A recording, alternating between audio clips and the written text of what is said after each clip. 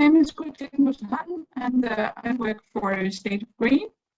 I have 10 minutes, so I'll try to do it short. I will give a short introduction to State of Green. We're quite a partnership, so I'm not sure it exists many places. I was asked to give a short presentation about our white paper on energy renovation of buildings in Denmark, so I'll try to do that. And more specifically, to take a look at the Danish holistic approach to energy renovation. So, State of Green, we are a public-private partnership, not for profit. We were founded back in 2008 as a prelude to the COP15, which were held here in Copenhagen back then. Our main goal is to promote Danish green solutions and Danish green companies. It's very important for me to say that we are not political and we are not lobbying. What we're doing is more communication work and branding work, actually. So I'm not as much an expert as I would like to be, and as Reinish presented me as. We are public and private. You can see we are owned by 4 Danish ministries and 3 major business organizations. These are our owners and our founders. Then we have some public sponsors, some corporate sponsors, and you will probably know some of these companies. They are very important within the field of energy efficiency. Then we have His Royal Highness, Crown Prince of Frederik. He is our patron, helping us to promote the Danish efficiency sector. So this white paper on energy renovation of buildings, I don't know if you can see it here. We actually wrote it before the IEA conference, which were held here in Denmark, in the south of Denmark, in Sønderborg, in June this year. And some of you might have been there. Fatih Birol actually named Sønderborg the world's capital of energy efficiency after this conference. So it's quite important statement for Sønderborg. I will not have the time, since I do only have 10 minutes, to deep dive into all the areas of this white paper. I can deeply recommend you to go in on our website and download it. It's for free. You can also find some of the highlights from there on our website if you follow this link. I have chose to pick out some of the key takeaways that I will look at on some of the drivers for the Danish energy renovation of buildings. So, first of all, we have the EPC energy labeling system as one of the key drivers for renovation of buildings in Denmark. I don't know if you can see all of it out here. It's just me who has this. We can see the slide. It looks perfect. You can see the side as well? Yes. The right side? Okay, perfect. Thank you. Yes, because in Denmark, we have used this energy labeling system since 2006. And about half of the building stock in Denmark has this EPC labeling. In 2029, it was kind of redesigned to make it easier for house owners to understand, and at the same time, they made a new funding scheme, making it obligation to have an EPC label if you wanted to have subsidies for the energy renovation. This has actually resulted in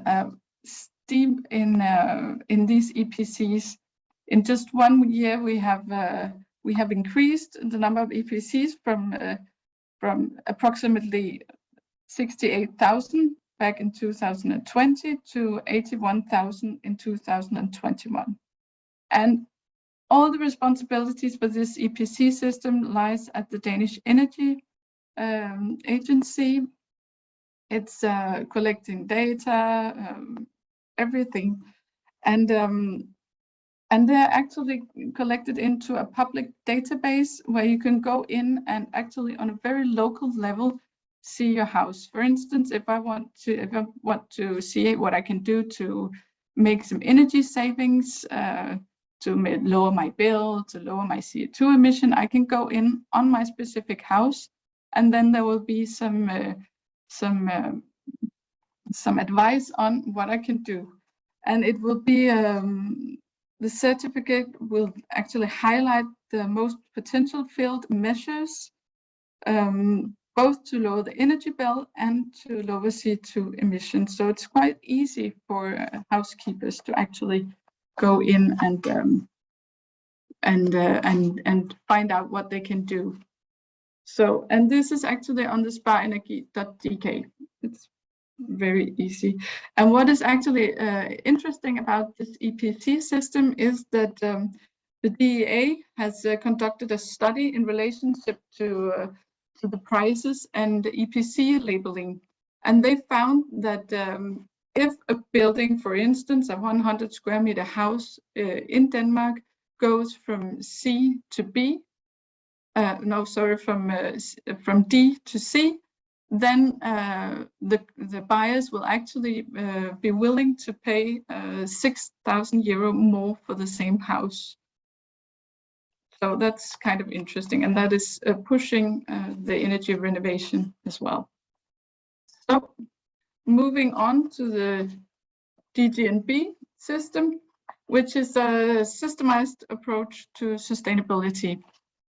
And this is also a pillar in the Danish transition to a greener and more holistic approach to the built environment, since it goes for the triple bottom line. I mean, it's not only focusing on environment or on economy, but it's on the social aspects, well-being, etc. It actually focuses on the three pillars, and it has to be a harmony between those three. It's not one of them weighing more than the other.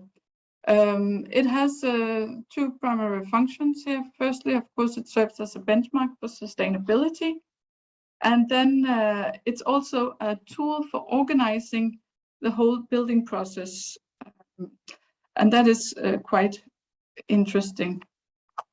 And so in contrast to other sustainability certification, it's, as I mentioned, a very holistic view that characterizes this DGNB.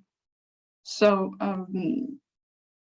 in Denmark, what has been very interesting is that it has been market forces that has been driving this transformation, because there has been this very strong support from the industry, and that has been a crucial part of the success here in Denmark.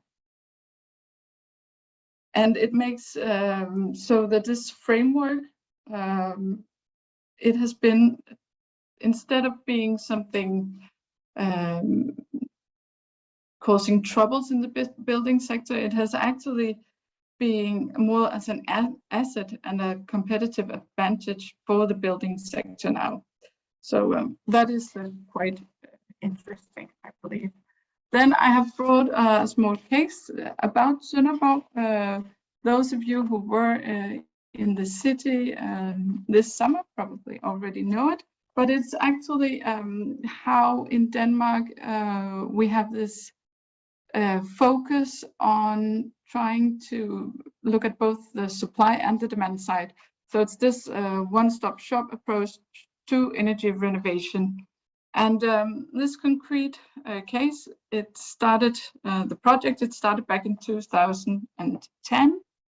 And it was only focused in Sønderborg. And Sønderborg has, I believe it's 18,600 occupied homes. And all these homes had a very large carbon footprint, because most of them, they were actually built before the oil crisis back in the 70s, and most of them were supplied by oil and gas burners, so very large carbon footprint from them. But then this project actually gathered local craftsmen banks, realtors, energy consultants, and district heating companies. And then they launched several different initiatives, which were targeted both on the demand side and on the supply side, meaning that the craftsmen were educated in energy consultancy, and then you guided the homeowners to get an understanding of what this potential energy renovation projects could mean for them. And then in collaboration with the banks and financial institutes, there was this introduction to accessible loans to finance these energy saving efforts. And then there was a strong focus on communication all the way, all down the way. 1,600 house owners participated in this project and received guidance, and 60% out of these 1,600 actually chose to make an investment of an average 20,000 euro in energy efficient renovation. And this, of course, means that they saved a lot of money.